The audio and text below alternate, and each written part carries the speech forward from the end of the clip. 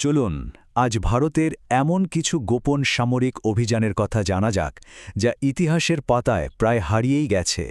কখনো কি মনে হয়েছে যে স্বাধীনতার পর ভারত এমন কোনো গোপন সামরিক অভিযান চালিয়ে থাকতে পারে যার কথা সাধারণ মানুষ আজও জানে না? মানে এমন কিছু মিশন যা এতটাই গোপন ছিল যে সরকারি ফাইলে হয়তো আসল সত্যিটা লেখাই নেই। চলুন আজ সেই অজানা ইতিহাসের গভীরে ঢোকা যাক। ভাবুন তো ১৯৪৭ সাল, দেশ সবে স্বাধীন হয়েছে।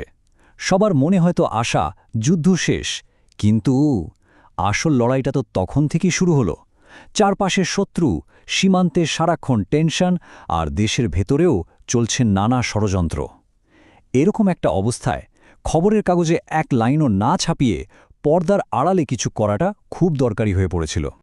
তো আমাদের প্রথম গল্পটা শুরু হচ্ছে পৃথিবীর সবচেয়ে উঁচু আর ঠান্ডা এক যুদ্ধক্ষেত্র নিয়ে। এটা এমন একটা অভিযানের গল্প যা ভারতের সামরিক ইতিহাসে সাহসিকতার মানেটাই যেন বদলে দিয়েছিল। অপারেশনটার নাম ছিল অপারেশন মেঘদূত। সালটা ১৯৮৪। পাকিস্তান তখন চুপি চুপি সিয়াচেন গ্লেসিয়ার দখল করার প্ল্যান করছে। কিন্তু তাদের সেই প্ল্যান সফল হওয়ার আগেই ভারত একটা অসাধারণ সাহসী পদক্ষেপ নিয়ে নেয়।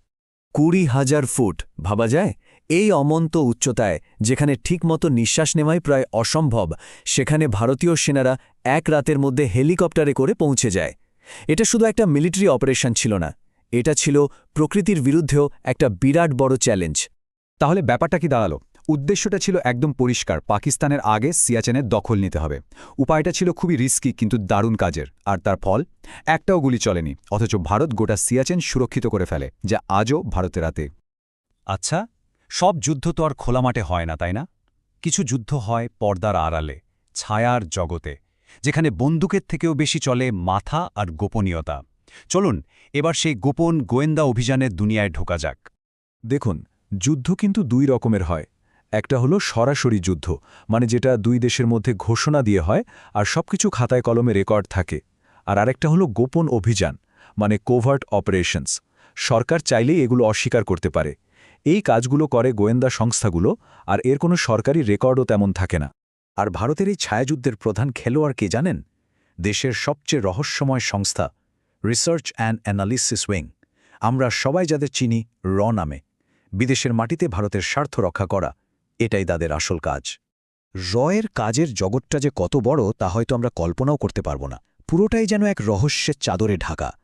শত্রু দেশের মিলিটারি প্ল্যান চুরি করা বা অন্য দেশে গিয়ে টেররিস্ট ক্যাম্প গুড়িয়ে দেওয়া, এরকম কত যে অভিযান তারা করেছে। আর বলাই বাহুল্য, এসবের বেশিরভাগ মিশনের কথাই আজও ক্লাসিফাইড। এর একটা দুর্দান্ত উদাহরণ হল ১৯৭১-এর মুক্তিযুদ্ধ। ভারত কিন্তু সরাসরি যুদ্ধে নামার অনেক আগে থেকেই কাজ শুরু করে দিয়েছিল। গোপনে মুক্তিবাহিনীকে ট্রেনিং দেওয়া, অস্ত্র দেওয়া, এমনকি পাকিস্তানি আর্মির মুভমেন্টের খবর দেওয়া, সবই চলছিল। আর এই গোপন প্রস্তুতিটাই কিন্তু পরে মাত্র ১৩ দিনের যুদ্ধে ভারতের সেই ঐতিহাসিক জয়ের রাস্তা তৈরি করে দিয়েছিল। আবার অনেক সময় এমনও হয়, স্পেশাল কমান্ডোদের একটা টিম গভীর রাতে বর্ডার পার হয়ে শত্রুদের আস্তানা ঘুরিয়ে দিয়ে নিঃশব্দে ফিরে আসে। এগুলোকেই আমরা বলি সার্জিক্যাল স্ট্রাইক। আর এমন কিন্তু অনেকবারই হয়েছে। সরকার কখনো এটা স্বীকার করে, কখনো করে না। কারণটা সহজ, সব কথা বাইরে এলে আন্তর্জাতিক মহলে একটা চাপ তৈরি হতে পারে। আচ্ছা, এবার আসা যাক ভারতের সেই গোপন মিশনের কথায়, যা শুধু দুঃসাহসিক ছিল না, গোটা বিশ্বকে একেবারে নাড়িয়ে দিয়েছিল। এটা এমন একটা মিশন ছিল যেটা সফল করার জন্য পুরো দেশকে কাজ করতে হয়েছিল, গোটা বিশ্বের নজর এড়িয়ে। সালটা ছিল 1998। ভারত গোটা বিশ্বকে চমকে দিয়ে নিজেদেরকে একটা নিউক্লিয়ার পাওয়ার হিসেবে ঘোষণা করে। আর এই অসম্ভব গোপন পরীক্ষার কোডনেম ছিল পোখরান-2। এই টাইমলাইনটা দেখলে অবাক হতে হয়। ভাবুন, একদিকে আমেরিকার মতো দেশের শক্তিশালী স্যাটেলাইটগুলো পোখরানের মরুভূমির উপর ২৪ ঘন্টা নজর রাখছে, আর অন্যদিকে ঠিক তাদের চোখের সামনে মাটির নিচে ভারত নিউক্লিয়ার টেস্টের ফাইনাল প্রস্তুতি সারছে। বিজ্ঞানীরা এতটাই নিখুঁতভাবে কাজ করছিলেন যেন স্যাটেলাইট কখন আসছে, কখন যাচ্ছে সব তাদের মুখস্থ। কখন জিনিসপত্র সরাতে হবে, কখন ঢেকে ফেলতে হবে, সব ছিল একেবারে পারফেক্ট প্ল্যানিং। আর শেষ পর্যন্ত কি হলো? একটা কথাই শায়দ যথেষ্ট। বিশ্ব টেরও পায়নি যে ভারত কখন প্রস্তুতি সেরে ফেলেছে। এই অভিযানের সাফল্য এতটাই নিখুঁত ছিল, যা ভারতের স্ট্র্যাটেজিক বুদ্ধির এক অসাধারণ উদাহরণ।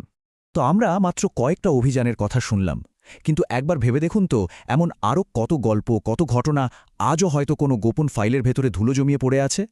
এই প্রশ্নটাই কিন্তু থেকে যায়। আরও কত মিশন হয়েছে যার কথা আমরা হয়তো কোনোদিনই জানতে পারব না। সেই সব ফাইলগুলো হয়তো আজও কোনো সেফ ভল্টে ইতিহাসের আড়ালে লুকিয়ে রাখা আছে। হয়তো আজ থেকে ৫০ বছর পর যখন এই সব ক্লাসিফাইড ফাইল খোলা হবে, তখন পরের প্রজন্ম অবাক হয়ে দেখবে আর ভাববে যে এত কিছু ঘটে গিয়েছিল আর তার কিছুই তারা জানত না। ইতিহাস সত্যিই অদ্ভুত।